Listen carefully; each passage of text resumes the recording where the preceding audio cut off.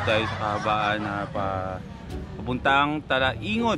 Welcome sa pangatlong episode natin dito sa gala natin sa Mindanao. Nag-stop over muna kami yung sasakyan ni Ken, at dito sa likuran ko ay mga isaw-isaw, mga deep fry na mga merienda plus buko juice. So kung tayo sa Maynila ay meron tayo doon, di ba sa Maynila meron tayong paa ng manok na inaadobo tapos iniihaw. Ito, meron din ganito, meron din tayo sa Maynila nito, pero dito ang chicken feet ay deep fried din. Ito kuya, sausaw lang. Ano no? Paanghang. Pwede dito? Sige, tikman natin. Tikme.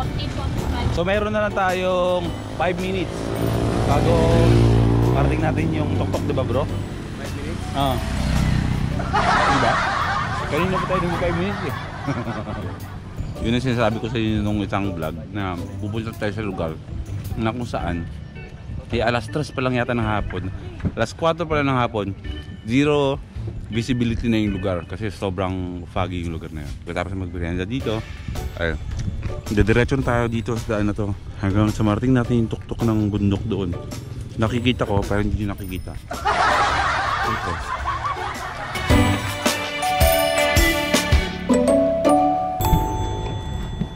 Lahat ng mga batteries ng drone ko lowbat na, pati mga GoPro ko kailangan ko nang mag-charge. Isa tayong battery.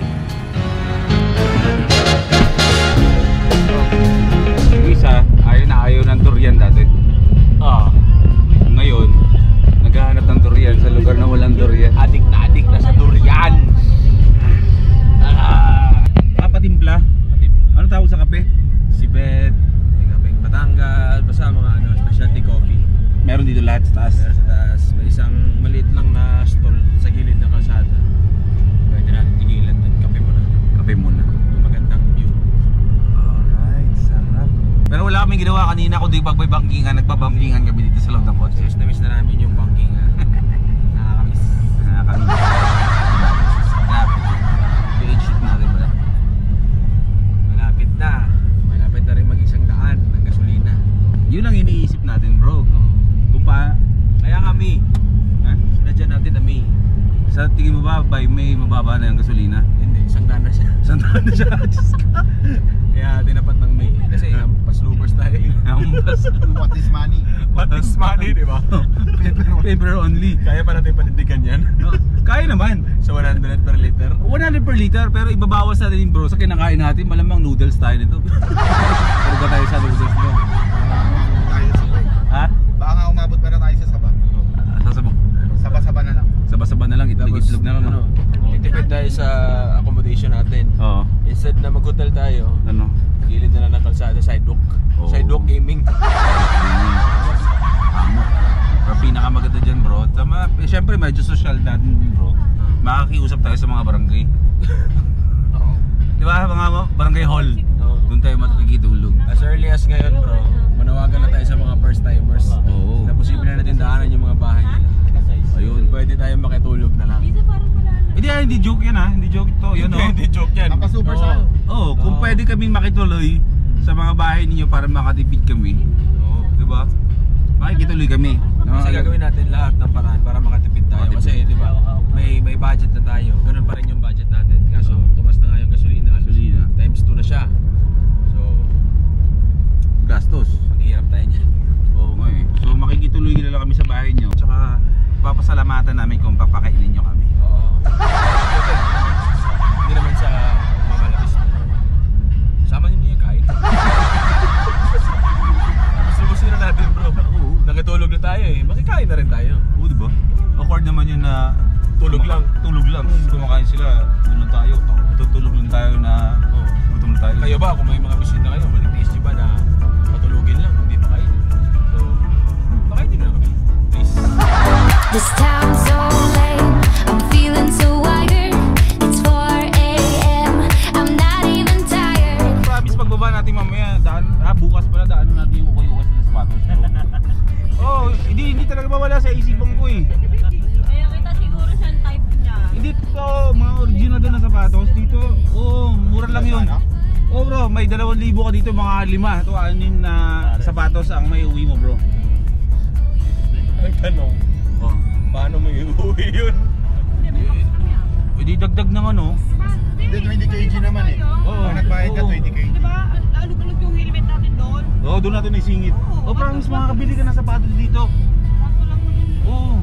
Mga Gucci 350. Nike 150. Di 200, mga ganun 250. Okay. Oh, mahal, promise. Marunong naman tayo tingin, ha? Yung ano, mura na Nike. Bakit? Ngek. Kadadas. Yung check ng Nike kapag malayo, check eh. Pag nilipitan mo, pag yung check na ganyan, may isang sungay. Meron ganun, di ba? Nike pag malayo, pag gilapit mo, ano? Ngek. Kadadas. Pero meron nakalagay Adidas. Ano? Pero apat. Apat yung stripes. Pero maghanap tayo dun. Seryoso. Ako dati napunta. Hindi ko alam po saan lugar yung napunta namin dati, Nicolas, na talagang sapato. Okay din yun. Cotabato province yun. Cotabato yun. Province. Malapit yun sa ano eh, pagka baba namin ng ano eh. Asik-asik yun eh. Cotabato. Kasi, alam mo bro kung bakit bro? Yung mga sapatos galing ibang bansa, kasi Mindanao to, di ba? Oo. Dito yung binabagsak sa ilalim bago umakyat ng Maynila. Kaya mura. Yung mga Jordan din bro. Oo. Pero kanina dun sa ano, kung nakita natin. Pero dun kanina, dun sa Okay. Oo. Di ba nag-pass by tayo? Oo. May nakita akong Jordan 4 eh. Oo. Oo, Kulay red. Seryoso? Di ba? Yun yung ano, di ba Jordan? Ano yung logo? Yung nakabali. Nakatingkayad. Nakatingkayad na. Jordan pero naka-layup. Tikit yung pa.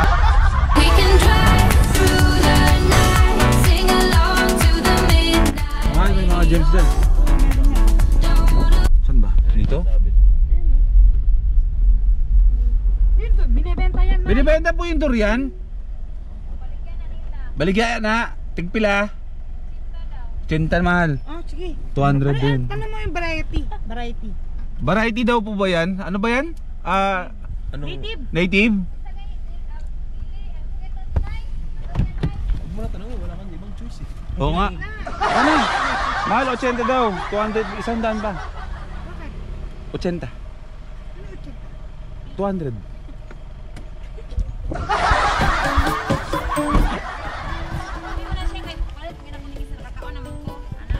Sa imo na ni? Sa imo na? Sa imo? Oh, okay. Ito na lang. Hinog na. Tagbila te, 80.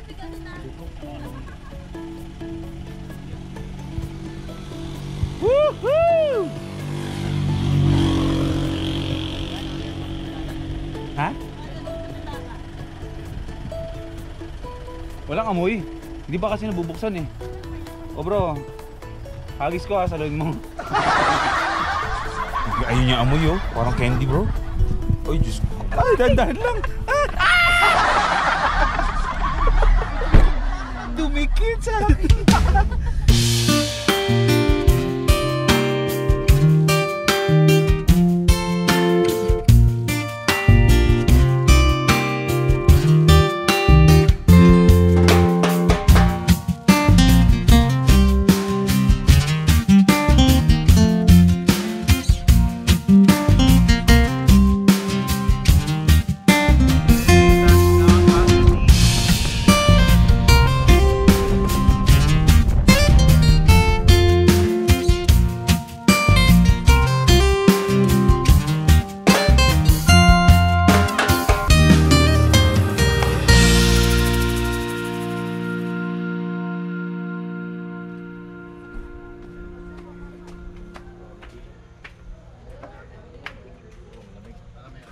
Wow.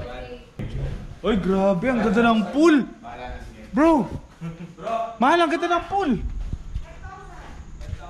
Wow. Oh, bro. Grabe, sulit, di ba? 5,000, laban. Laban. Okay, laban. What is money? Paper only. Pinauso mo kasi yung MotoGP. Oh, ikaw nagsimula nun eh. Madam, madam. Oh, di ba?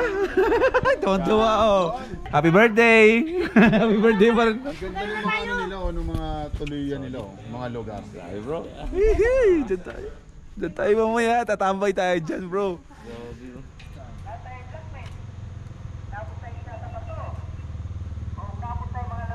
Ganda. Tara bro, hakutin muna natin yung mga gamit natin sa sasakyan. Family room ang kinuha namin. Ayos, ayos. Ano bro Joms? Solved no? Bro, naniniwala ka ba? Pag tumanda na tayo, bata pa kasi tayo eh. Dadating ang panahon na hindi na tayo malaki-malaki na yung mga anak buhay natin. Tapos hindi na tayo ganun ka hands-on. Pero tumatakbo ng malakas yung mga negosyo natin.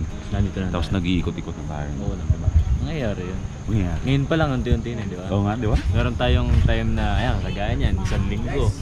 Diba? Dati hindi natin maiwanan yung negosyo natin pag ganun katagal eh. Kailangan nandun tayo. Isang araw lang na mawala tayo. Diba? Pangit na yung nagiging resulta. Diba? Oo, mawala lang tayo. May nangyayari na eh. Ngayon, 1 linggo na iwanan natin. Ibig sabihin, papakakata ng papakakata. Hanggang sa maging 1 buwan. Oo bro. 2 buwan. Kaya na nating iwanan yung negosyo. Meron nang magmamanage at higit sa lahat, magiging stable na talaga. Oo, stable. At may mga tao nang pwedeng iwanan at papagkakatiwalaan, no? Welcome sa Talaingod, mga first timers. O Dun sa haba ng biyahe natin, meron pala nag-aabang sa ating ganito na. Worth it. Ang haba ng biyahe namin sa totoo lang. 4 na oras ako. 4 na oras. Ay hindi, Drive. 11. 5 hours ako nagda-drive.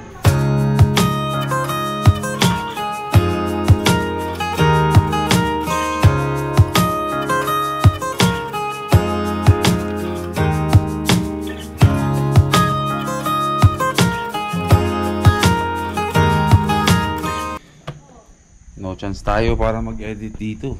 Mga first timers kasi yung lugar pala dito, yung electricity dito is hindi galing talaga sa mismong kuryente. Puro ano lang pala to. Solar, powered by solar lang. Kaya walang kakayanan na mag saksak ng mga laptops, mag-charge. Ang charging lang andun lang sa taas. Pero mga batteries lang ng drone. Pero okay lang yun. At least alam nyo yung dahilan kung bakit di ako nakapag-upload. Kasi karamihan na napupuntahan namin talaga puro ganito, puro solar lang ang pinanggagalingan ng kuryente. Dito tayo dito. Parang infinity pool eh, no? Infinity pool pag ganun. Lumublob ka na ba? Ha? Hindi ka pa lumulublob, di ba? Hindi pa. Pag-ahon mo, hindi siya malamig, be. Yung feelings lang yung malamig sa iyo. Si BI Wagkan tsaka si MotoGP, pumunta muna dun sa bilihan ng palengke. Ng babae.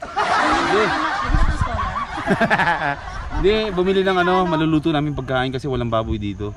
Puro chicken na, tsaka isda, no? Wala isda. Walang isda, chicken lang. So bumili silang dalawa dun, nagkotse sila. Parang bahay nila, palengke, para bumili ng mga iihawin namin, lulutuin dito. Yung mga ihawan dyan eh.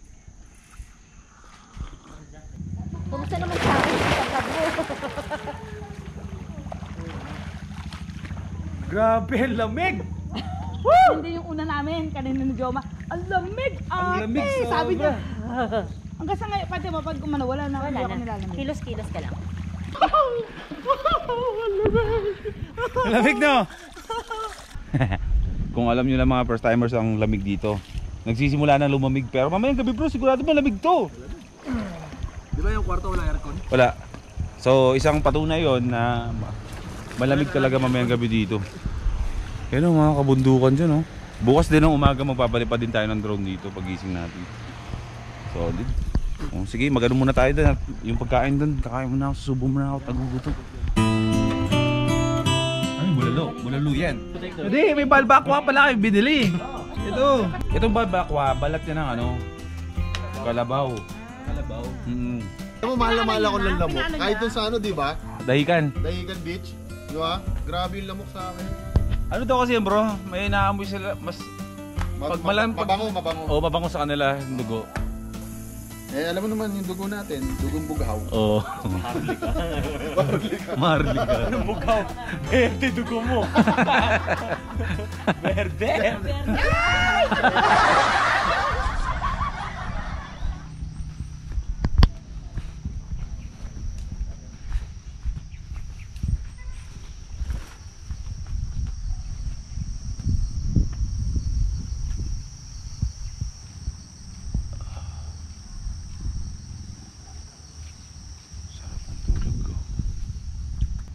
Morning. Ayun o. Sea of clouds. Medyo malayo yan.